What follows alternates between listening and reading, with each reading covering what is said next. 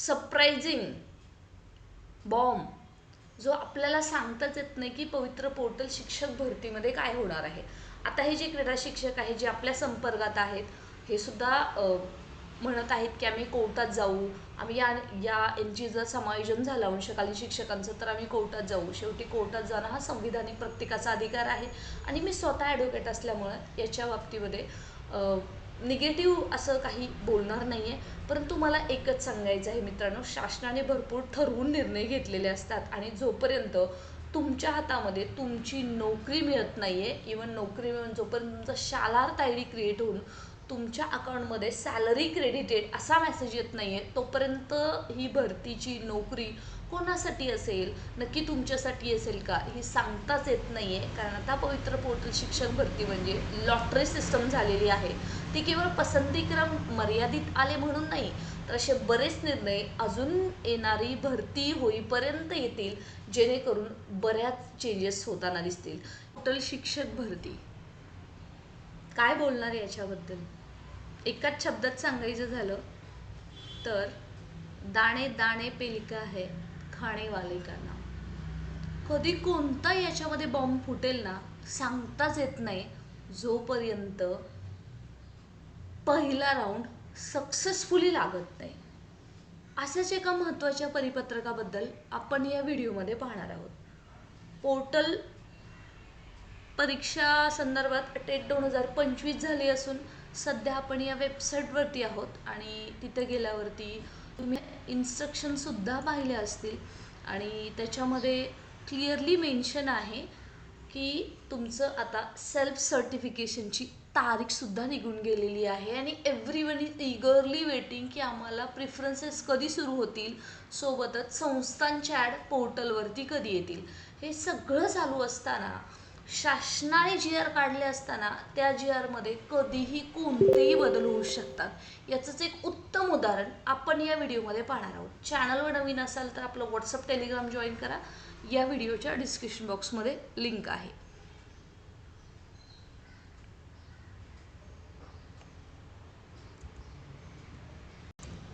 तर बातमी अशी आहे की प्राथमिक शिक्षण संचालनालय महाराष्ट्र राज्य यांचे आपण पत्रक पाहतोय. अर्थातच हे कोणतंही शासन निर्णय नाही आहे, हे पत्रकच आहे, पण ते अतिशय महत्त्वाचं आहे. ते पत्रक आहे कला क्रीडा कार्यानुभव या शिक्षकांबाबतीतलं. आता कला क्रीडा कार्यानुभव सोबत विशेष शिक्षकाची जवळपास 9,000 प्लस पदं येणार आहेत. यानुसारच आपण नुकताच शासन निर्णय 2 जानेवारी 2026 रोजी आपण पाहिलेला असेलच आणि त्या जी आरनुसार कला क्रीडा यामधील फक्त क्रीडा शिक्षकाच्या 4,000 प्लस जागा, एक्झॅक्टली आकडे तुमच्यापर्यंत आहेत, परंतु आता एक्झॅक्टली आकड्यांवरती न बोलता सध्या काय विषय आहे तो समजून घेणं तितकंच गरजेचं आहे. हा जी आर आला 2 जानेवारी 2026 रोजी आणि त्या जी आरनुसार राज्यात अशी परिस्थिती निर्माण झाली की पोर्टलवरती क्रीडा शिक्षकही मिळणार नाही एवढं यांचं मेरिट टेट 2025च्या भरतीमधलं कमी होऊ शकतं. आणि सरप्राइझिंगली गोष्ट म्हणजे या शिक्षकांना कोणतीही TET बंधनकारक नाही आहे जे राज्यातल्या बाकी इतर शिक्षकांना आहे. सोबतच हा जी आर विषय शिक्षक आणि कला वगळता क्रीडा शिक्षकांसाठी होता आणि हे क्रीडा शिक्षकांचं होत असताना कला शिक्षक कार्यानुभव शिक्षक यांची सुद्धा डिमांड होती की आमचं काय, तर यांच्या संदर्भातला 15 मार्च 2024चा जी आर तर आहेच आणि त्याच्यानुसार यांची जी पदं आहे त्या जी आरमध्ये ठरलेल्या प्रपोर्शननुसार येणार आहे. त्याच्या संदर्भातले व्हिडिओ आपण ऑलरेडी तुमच्यापर्यंत पोहोचवलेले आहेत पूर्णतः डिटेल. आता मित्रांनो झालं असं की यांचा हा जी आर आला आणि आता मात्र हे कन्फर्म झालं की क्रीडा शिक्षकाच्या जास्तीत जास्त जागा येतील, केंद्र स्तरावरती जास्त जागा येणार आहेत, प्रत्येक जिल्ह्यामध्ये किती जागा आहेत, एक्सेप्ट मुंबई आणि उपनगर वगळता याची सर्व वर्गवारी आपल्यापर्यंत आली. परंतु आता हे पत्रक निघालेलं आहे ती श्री राजेंद्र मोहिते पाटील महाराष्ट्र राज्य कला क्रीडा कार्यानुभव अंशकालीन शिक्षक संघ यांच्यासाठी हा जी आर आहे. तर विषय आहे क्रीडा शिक्षकास दिनांक 2 जानेवारी 2026च्या GR नुसार समायोजन करून घेण्याबाबत आणि यांची मीटिंग आयोजित करण्यात आलेली होती 28 जानेवारी 2026 रोजी. मीटिंग आता नुकतीच जाहीर केलेली आहे, त्यामुळे यांच्या संदर्भात अजूनपर्यंत तरी कोणताही निर्णय झालेला नाहीये.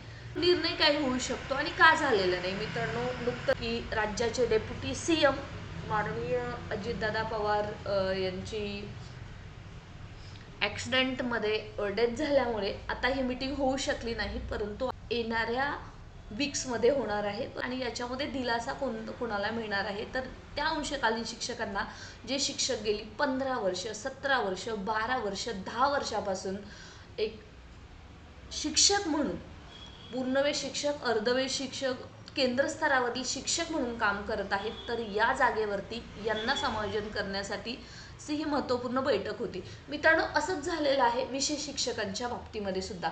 विशेष शिक्षक ज्यांना आपण स्पेशल एज्युकेटर बोलूया, ज्यांचं DED BEd स्पेशल एज्युकेशनमध्ये झालेलं असतं, यांची सुद्धा पदं ऑलरेडी भरली गेलेली आहेत 2024च्या आधीच.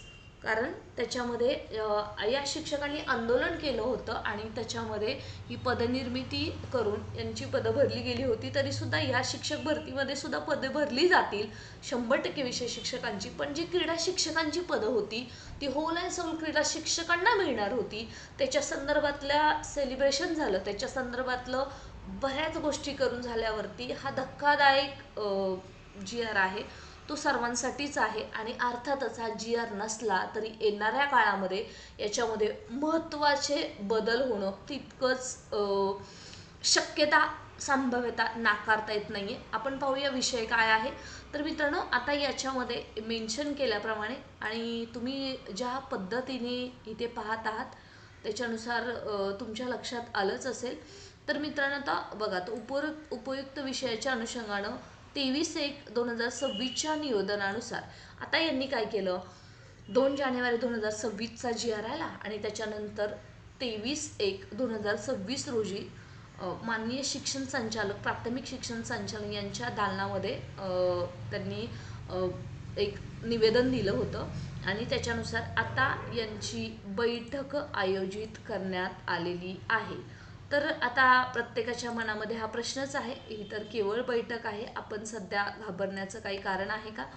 तर मित्रांनो, हे लक्षात घ्या, क्रीडा कार्यानुभव अंशकालीन शिक्षक संघ यांची दिनांक 28/1/2026 रोजी 11:30 वाजता मीटिंग आयोजित केलेली आहे. सदर मीटिंगसाठी आपल्या शिष्टमंडळासोबत उपस्थित राहावे. अशा जे असं म्हणत होतो की ही पदं आहेत क्रीडा शिक्षकांना येणार आहेत, रादर हे माझंच बऱ्याच वेळा स्टेटमेंट आहे की इतकी पदं येतील ही क्रीडा शिक्षक सुद्धा मिळणार नाही शिक्षण विभागाला. आणि आता मात्र याच्यावरतीच जे अंशकालीन शिक्षक काम करत आहेत, ज्यांची ऑलरेडी कोर्टामध्ये केस आहे, ती पदं याच्याद्वारे भरण्याचं शिक्षण विभागानं ठरवलेलं आहे.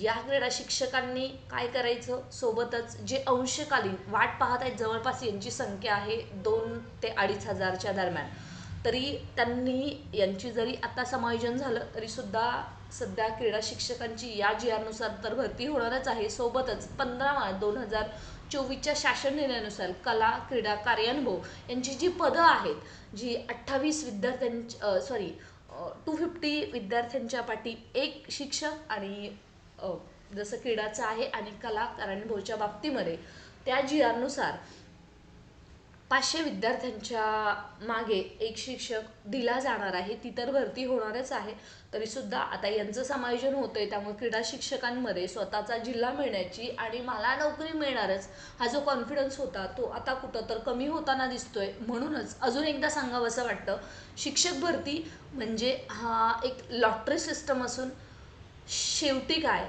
तर कधी कोणाला काय मिळेल हे सांगताच येत नाही. आणि आपण कितीही प्रयत्न केला तरीसुद्धा एक मात्र खरं आहे की जे लिहून ठेवलं आहे आणि जे सत्यात उतरतंय पोर्टल शिक्षक भरती बाबतीमध्ये ते आहे, दाणे दाणे पे लिखा है खाने वाले का नाम. तुम्हाला काय वाटतं ते नक्की या कमेंट सेक्शनमध्ये लिहा. अशाच ऑथेंटिक माहितीसाठी स्टे कनेक्टेड.